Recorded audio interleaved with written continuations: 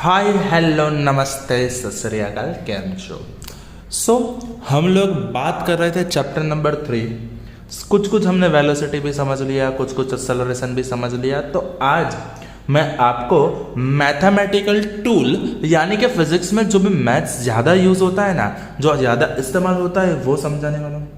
अभी उसमें बहुत सारे कंसेप्ट्स हैं, जिसमें से one of the best concept and one of the most important concept today we are going to discuss is differential calculus. Differential calculus, देखो यहाँ पे ना तो मैं स्लोप के बारे में बात करूंगा, ना तो मैं बड़ी बड़ी बातें करूंगा, सिर्फ आपको बेसिक एक लॉजिक समझा दूं कि डिफरेंशिएशन कंसेप्ट क्या होता है। जैसे कि समझ लो कि अभी कोरोना चल रहा है, या तो समझ लो कि कोई डिसीज चल रही है। अगर समझ लो कि एक मच्छर ने आपको करड़ लिया है, अभी उसके काटने की वजह से आपको क्या हो गया, आपको बुखार चढ़ गया, तो आप क्या करोगे, आप रिपोर्ट करवाने जाओगे। जब आपका ब्लड रिपोर्ट होता है तो वो पूरी ब्लड का रिपोर्ट करने के लिए वो पूरी ब्लड निकाल देता है बॉडी में से? नहीं, वो क्या करता है, तो वो थोड़ा सा ही पार्ट उसमें से एब्जॉर्ब करता है। यस और नो? ऑब्वियसली, मतलब वो थोड़ा सा सीरीज में आपका थोड़ा सा ब्लड लेता है, फिर उसका रिपोर्ट निकालता है, उस रिपोर्ट के हिसाब से आपकी पूरी बॉडी के लिए वो दवाई दे देता है। तो वो थोड़ा सा स्टडी किया, वो थोड़ा सा पर्टिकुलर इंस्टेंटिनियस सब्सटेंस को स्टडी किया है, विच मीन्स इट डिफरेंशिएशन। समझ लो, आप सब लोगों ने खट्टा मीठा मूवी तो देखा है ना अक्षय कुमार का। तो अक्षय कुमार के वो मूवी में हमें पता है कि वो हाईवे का कॉन्ट्रैक्ट लेता है। अभी देखो उसका उसका जीजाजी होता है ना, वही हाईवे अथॉरिटी में होता है, वो चेक करने आता है। तो वो बोलता है ऐसे बीच में खोदो ना, साइड में क्यों खोद रहे हो। तो उसमें क्या होता है कि हाईवे, अगर देखो आपको हाईवे का कॉन्ट्रैक्ट दिया गया है और आपको हाईवे का कॉन्ट्रैक्ट दिया गया है, अब हाईवे जिसने भी कॉन्ट्रैक्ट दिया है वो हाईवे तो चेक करेगा ही ना। अब हाईवे चेक करने के लिए क्या वो पूरा हाईवे खोद डालेगा? नहीं। तो वो क्या करेगा, पर्टिकुलर जगह से पर्टिकुलर थोड़ा सा सैंपल लेगा और वो सैंपल को चेक करेगा कि अच्छे से सीमेंट डाला है, अच्छे से कॉन्क्रीट और सब कुछ डाला है या नहीं डाला है। समझ रहे हो? सो कई बार क्या होता है, हमको स्टडी जो भी होती है वो स्टडी लार्ज में से हमें स्टडी को थोड़ा छोटा बनाना पड़ता है, उसको हमें लिमिट तक ले जाना पड़ता है। सो वो जो कंसेप्ट होता है that is your differentiation concept. वो आपका क्या बन जाएगा बेटा? Differentiation concept. ये हो गई छोटी सी बात कि डिफरेंशिएशन होता क्या है। अब समझ लो थोड़ा सा चेंज के बारे में। तो सबसे पहले समझ लो, अगर हमारा फंक्शन है y एक ऐसा फंक्शन है जिससे y is equal to f of x हो रहा है, यानी आपका जो फंक्शन है वो x के टर्म में, जैसे बोल दो y is equal to x square, तो y एक एक्स स्क्वायर का फंक्शन हो गया। यानी x में अगर 2 रखते हैं तो y 4 हो जाता है, x में अगर 3 रखेंगे तो y 9 हो जाता है। तो y एनी फंक्शन, ऐसा नहीं एक्स स्क्वायर है, एक्स क्यूब है, कोई भी पावर एक्सपोनेंशियल कुछ भी फंक्शन है, तो y is F of x. अभी देखो, विच मीन्स अगर x की वैल्यू बढ़ती है तो y की वैल्यू बढ़ती है, x की वैल्यू कम होती है तो y की वैल्यू भी कम होती है। इतनी बात समझ में आ गई आप लोगों को? Okay, so y is a function of x, y is equal to f of x। अभी देखो कि अगर मुझे ये समझना है कि चेंज में है, तो अगर y में जो भी चेंज हो रहा है तो उसको बोलेंगे हम डेल्टा y, x में जो भी चेंज हो रहा है उसको बोलेंगे हम डेल्टा x। देन अगर मैं बोल दूं ratio delta y upon delta x, means change in y with respect to change in x, ऐसा हम बोल सकते हैं। Change in y with respect to change in x, ऐसा हम बोल सकते हैं। सो अब देखो, ये जो चेंज है, ये चेंज को हम इतना छोटा करते हैं, इतना छोटा करते कि ऑलमोस्ट वो जीरो चेंज हो जाए। ऑलमोस्ट कितना हो जाए? वो जीरो चेंज हो जाए। तो सेम सिचुएशन में जब limit delta x tends to 0, delta y upon delta x is equal to, तो उसको बोलते हैं हम dy अपॉन dx। तो यहाँ पे लिमिट टेंस टू 0 का मतलब अगर आप लोगों को नहीं पता है तो समझ लो कि लिमिट जो भी वैल्यू है वो 0 की तरफ जा रही है। यानी यहाँ पे देखो, अगर मैं नंबर लाइन ड्रॉ करता हूँ, ये नंबर लाइन में ये 0 है, ये वैल्यू 1 है, ये वैल्यू समझ लो 1 से कम होते होते वो 0 तक जा रही है। वैल्यू जीरो धीरे धीरे धीरे धीरे जीरो तक जा रही है, पर वैल्यू इतनी छोटी हो गई, इतनी छोटी हो गई, इतनी छोटी हो गई, इतनी नजदीक आ गई, पर वैल्यू जीरो नहीं बन रही है, वैल्यू जीरो नहीं बन रही है, विच मीन्स वो टेंड्स टू जीरो है। यहाँ पे टेंड्स टू का मतलब ये होता है कि वो जो भी फंक्शन है वो इस वैल्यू को छूने के लिए, उस वैल्यू को मिलने के लिए जा रहा है, पर मिल नहीं पाता है। समझ रहा हूं? जैसे कि तेरा होने लगा हूं, तो यहाँ पे ये वैल्यू तेरा बनने लगा है, पर तेरा बनेगा नहीं, तो उसको लिमिट बोलते हैं।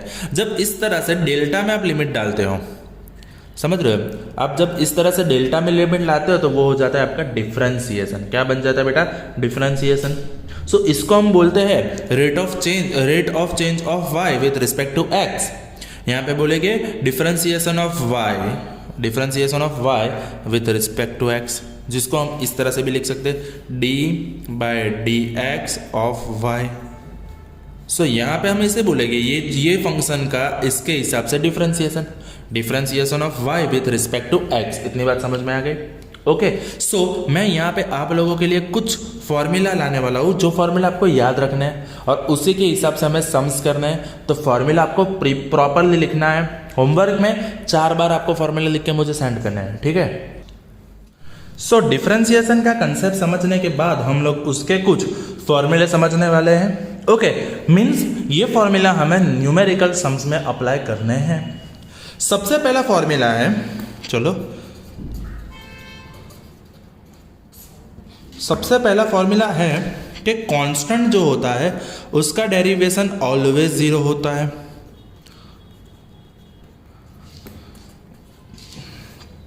कांस्टेंट का डेरिवेशन ऑलवेज जीरो होगा। क्यों? समझ लो, कांस्टेंट है, अगर कोई भी चीज कांस्टेंट है तो उसमें कोई चेंज नहीं होगा, तो उसका डेल्टा नहीं होगा।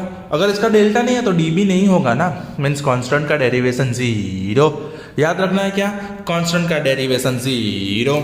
सेकंड थिंग, अब कांस्टेंट अगर मल्टीप्लिकेशन में है तो क्या करेंगे? जैसे कि d/dx of c into x.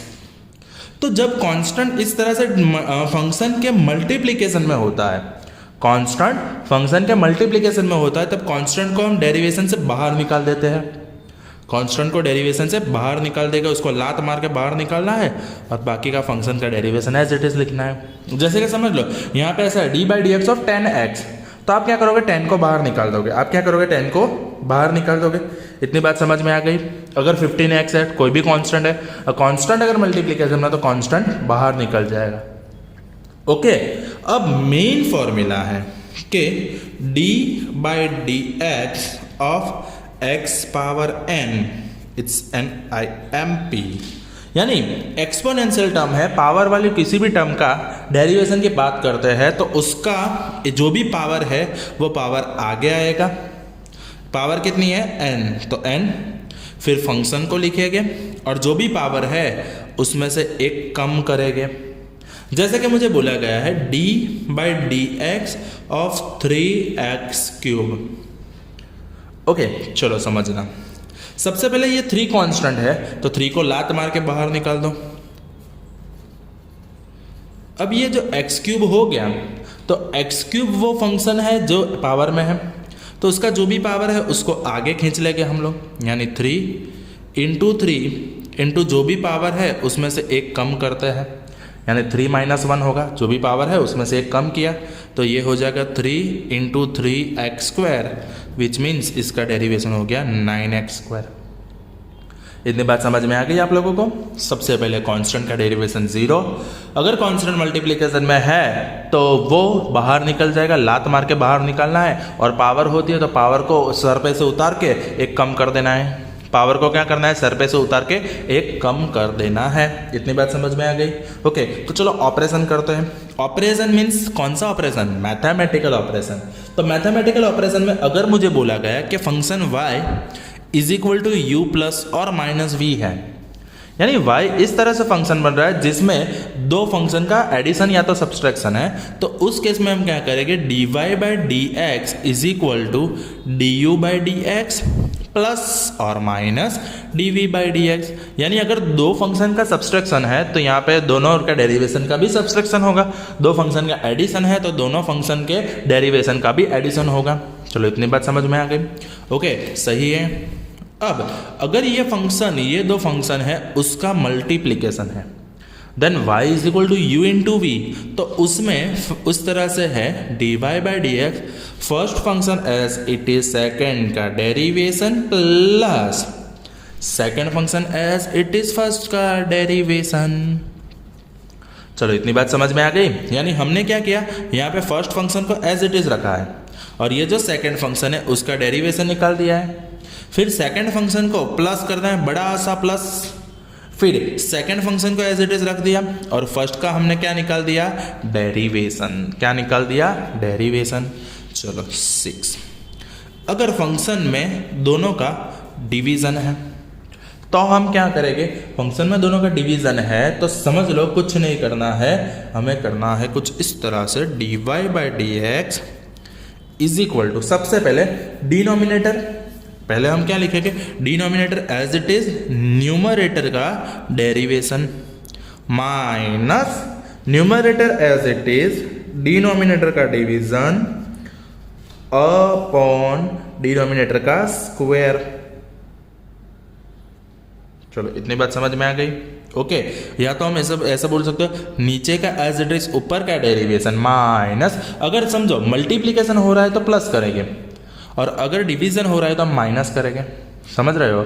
सो यहाँ पे क्या होगा, d y by D x नीचे का एज इट इज ऊपर का डेरिवेशन माइनस ऊपर का एज इट इज नीचे का डेरिवेशन अपॉन नीचे नीचे का स्क्वायर, नीचे नीचे का स्क्वायर। इतनी बात समझ में आ गई, यस और नो, परफेक्ट, सही में। इतनी बात समझ में आ गई है आप लोगों को। ओके तो ये सबसे बेसिक कॉन्सेप्ट है, ये सब बेसिक फॉर्मूला है, समझ रहे हो, ये सब क्या बेसिक फॉर्मूला है। इतनी बात समझ में आ गई। ओके अब देखो, अब है कुछ एक्स्ट्रा, जैसे कि सबसे पहले हम समझेंगे अब चेन रूल। हम क्या समझेंगे बेटा, चेन रूल। देखो तो लिख देते हैं और लिख दी तेरे नाल चेन रूल। चलो सो यहाँ पे चेन रूल में हमें फंक्शन दिया गया है y, फंक्शन है u का, y फंक्शन है u का और u फंक्शन है x का। समझ रहे हो, यहाँ पे एक चेन बन रही है, एक जंजीर बन रही है, एक सांकड़ बन रही है। ओके जिसमें y is the function of u and u be the function of x, तो ये बोल सकते y का u के रिस्पेक्ट में डेरिवेशन इनटू u का x के रिस्पेक्ट में डेरिवेशन। सो बेसिकली ये हो गया dy बाई डी एक्स। बोलो ये बात समझ में आ गई, हाँ या ना, समझ रहे हो। जैसे समझ लो a b का फंक्शन है, b c का फंक्शन है, c d का फंक्शन है, तो यहाँ पे पूरी चेन बन रही है। तो इस तरह से होता है d a by d b into b का c के रिस्पेक्ट में डेरिवेशन इंटू c का d के रिस्पेक्ट में डेरिवेशन। इतनी बात समझ में आ गई, डन। तो यहाँ पे ऑटोमेटिकली आंसर हो जाएगा D a by D of D.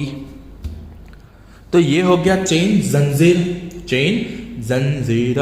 हाँ समझ लो, y u का फंक्शन है और u x का फंक्शन है। अभी देखो मुझे बोला गया है d by D x, D by D x of u power n, तो क्या होगा, पावर पावर माइनस 1, सर से उतार के माइनस करना है, सर पे पावर है तो सर पे पावर, जो पावर सर पे रहता है उसको नीचे ज़मीन पे लाना ही पड़ता है। तो आपके सर पे पावर है तो आपका पावर ज़मीन पे ला के उसको कम कर दो into D U by D X. So ये लॉजिकली अगर इस सच में बोलो तो ये एक्सपोनेंशियल टर्म का फॉर्मूला ये है कि पावर पावर माइनस 1 पावर के बिना डेरिवेशन। क्या बोलना है, पावर पावर माइनस 1 पावर के बिना डेरिवेशन। फिर से बोलो, पावर पावर माइनस 1 पावर के बिना derivation, power power minus 1 power के बिना डेरिवेशन। चलो इतनी बात समझ में आ गई। ओके अब आगे चलते हैं। तो ये हो गया था हमारा चेन रूल, ये क्या हो गया था हमारा चेन रूल 7 नंबर। अब आगे चलते हैं 8 नंबर का फॉर्मूला है, that is log D by D x of log x. Log का डेरिवेशन, लॉग का डेरिवेशन कोई भी टर्म है, ई है या 10 है वो मैटर नहीं करता है, इट्स 1 अपॉन एक्स। लॉग का डेरिवेशन क्या होगा, 1 अपॉन एक्स। अब देखो d/dx ऑफ log x जिसका बेस है a। तो समझ लो आपको क्या करना है, जो भी टर्म है लॉग के अंदर जो भी टर्म होती है उसका तो 1 हो ही जाता है, पर यहाँ पे क्या होगा, अंदर का भी डेरिवेशन करना पड़ेगा। It's a log a base e। Log दो ही बेस में होता है, या तो वो e के बेस में होगा या तो वो n के बेस में होगा, यानी किसी 10 के बेस में होगा। समझ रहे हो? अगर वो e के बेस में तो डायरेक्टली डेरिवेशन होके 1/x मिलता है। अगर वो a के बेस में है तो जो भी यहाँ पे समझ लो कोई अलग कांस्टेंट के बेस में है तो 1/x इंटू लॉग में वो कांस्टेंट हो जाएगा। इतनी बात समझ में आ गई? Okay, next formula, that is d/dx of e⁻x। तो जो भी पावर है e का ई रेज टू पावर का डेरिवेशन ई रेज टू होता है, इज एक्सपोनेंशियल 2.73145। पर यहाँ पे ये क्या है तो समझ लो इज एक्सपोनेंशियल टर्म, e⁻x का डेरिवेशन ऑलवेज e⁻x ही होता है। अब x को आप कोई भी रख लो, समझ रहे हो? ओके, कोई भी फंक्शन हो, जब यही एक्सपोनेंशियल पावर अगर किसी टर्म में है जैसे कि a⁻x है तो उसमें क्या होता है, तो जो है as it is into log में चल जाता है, लॉग में चला जाता है, log a बेस e। कैसे समझ लो, एग्जांपल देता हूँ, d/dx ऑफ 5⁻x। तो 5⁻x as it is into log 5 base e। चलो इतनी बात समझ में आ गई बच्चों? बच्चों तो ये है कॉमन हमारा मैथमेटिकल फॉर्मूलाज। हाँ, अभी और भी फॉर्मूले हैं, थम जाओ, थोड़ा सा थम जाओ बात बच्चों, थोड़ा सा समझाओ। अब आएंगे हमारे ट्रिग्नोमेट्रिक फंक्शन। क्या आएंगे? Trigonometric function. चलो ट्रिग्नोमेट्रिक फंक्शन शुरू करते हैं। तो हम कौन सा फॉर्मूला पहुंचे थे? I think so 11। ओके, सो यहाँ पे हो जाएगा 12 नंबर का फॉर्मूला। 12 नंबर का फॉर्मूला कुछ इस तरह से है कि साइन से शुरुआत करते हैं। सबसे पहले साइन का डेरिवेशन क्या होता है बच्चों? कॉस। साइन का होगा कॉस, पर कॉस का डेरिवेशन होगा माइनस साइन। कॉस का डेरिवेशन क्या बन रहा है? Minus sine. इतनी बात समझ में आ गई? साइन का कॉस पर कॉस का माइनस साइन। उस तरह से आगे बढ़ते हैं टेन में, टेन थीटा, पर यहाँ पे tan as a function, so उसका हो जाएगा sec square x, sec square x. लेकिन जब कॉट की बात करते हैं हम लोग d/dx ऑफ कॉट एक्स, तो वो हो जाता है minus cos x square x. चलो इतनी बात समझ में आ गई आप लोगों को? Okay, 16 d/dx of sec x into 10x, तो उसका क्या होगा? सॉरी, सेक एक्स, तो सेक एक्स का फंक्शन होता है सेक एक्स इंटू 10x। इतनी बात समझ में आ गई?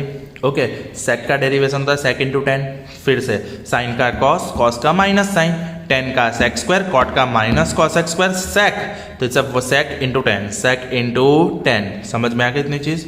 Okay, 17 d/dx of cosec x, तो उसका क्या होगा? माइनस में कॉसेक को एज इट इज रखेंगे, इंटू होगा कॉट एक्स, इंटू क्या हो जाएगा बेटा?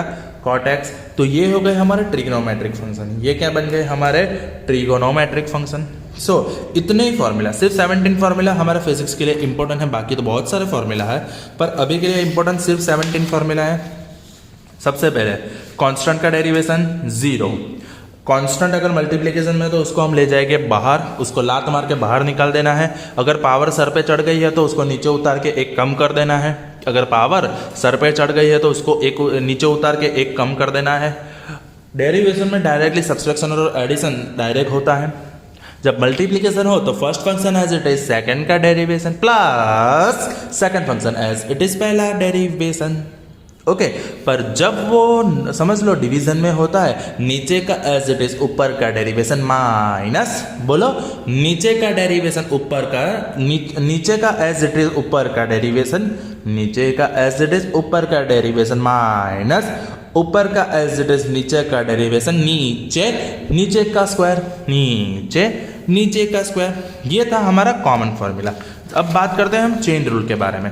चेन रूल क्या होता है? सो चेन रूल, अगर एक फंक्शन दूसरे के ऊपर डिपेंड करता है, दूसरा फंक्शन अगर पहले फंक्शन तीसरे फंक्शन पर डिपेंड करता है। अब हम क्या कर रहे हैं, ये पहला फंक्शन के तीसरे फंक्शन के रिस्पेक्ट में डेरिवेशन ले रहे हैं, तो पहला का दूसरे में रिस्पेक्ट में डेरिवेशन होगा और ये दूसरा का तीसरे के रिस्पेक्ट में डेरिवेशन होगा।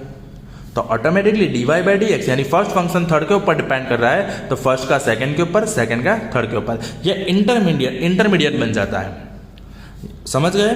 ओके, अगर पावर की बात करते हैं तो पावर -1 पावर बिना का डेरिवेशन, पावर -1 पावर बिना का डेरिवेशन, पावर -1 पावर बिना का डेरिवेशन, पावर -1 पावर बिना का डेरिवेशन, लॉग का डिफरेंशिएशन 1/x, लॉग का डिफरेंशिएशन 1/x, अगर बेस में है तो log a base e, E exponential term में है तो e पावर x का e power x, a power x का a power x log a, a power x log a। समझ गए इतनी बात? ओके, और देन साइन का cos, cos का माइनस साइन, tan का sec स्क्वायर, cot का माइनस cos x स्क्वायर, और sec का sec into tan, cosec x का minus cosec x into cot x। इतनी बात समझ में आ गई? Are you sure? तो ये वीडियो मैं आपको सिर्फ और सिर्फ फॉर्मूला दे रहा हूँ, पर साथ में मैं एक वीडियो और आपको सेंड कर रहा हूँ, जो वीडियो में हम लोग डेरिवेशन की बहुत सारी प्रैक्टिस करने वाले हैं, ताकि आपका डेरिवेशन काफ़ी पक्का हो जाए। तो शुरू करते हैं ना? ओके, तो ये वीडियो में सिर्फ डेरिवेशन कंसेप्ट और फॉर्मूले लगते हैं, नेक्स्ट वीडियो में आपकी प्रैक्टिस आ रही है। ओके, डन है? Thank you, that's it from my side.